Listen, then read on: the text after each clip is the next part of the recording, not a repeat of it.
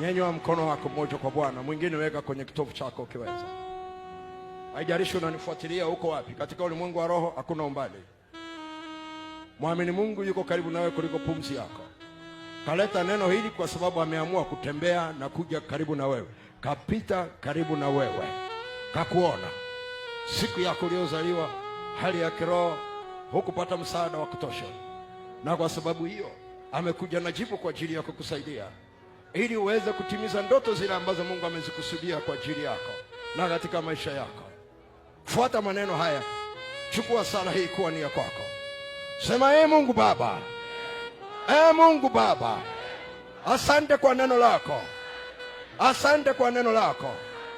Leo hii nimelitizama neno lako kwa msaada wa kioo cha Roho Mtakatifu, na amenionyesha hali yangu niliyo nayo na mahali ninakotokea, hali yangu ya kiroho na mahali ninakotokea, na amenionyesha siku niliyozaliwa kitu gani hakikufanyika katika ulimwengu wa roho kinachosababisha asiri mbaya zipite kwenye maisha yangu na kuzuia hatima yako katika maisha yangu, na kuzuia ndoto zako katika maisha yangu, na kuzuia mipango yako katika maisha yangu, na kuzuia kusudi lako katika maisha yangu, kitu cha kiroho na kitu cha kiakili, na katika mwili na katika maisha yangu yote.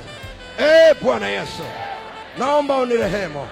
Ninatubu kwako dhambi zangu zote nilizokukosea, ninaomba unirehemu, na ninatubu kwako, na ninatubu kwako uovu wa wazazi wangu na waliotangulia, katika jina la Yesu.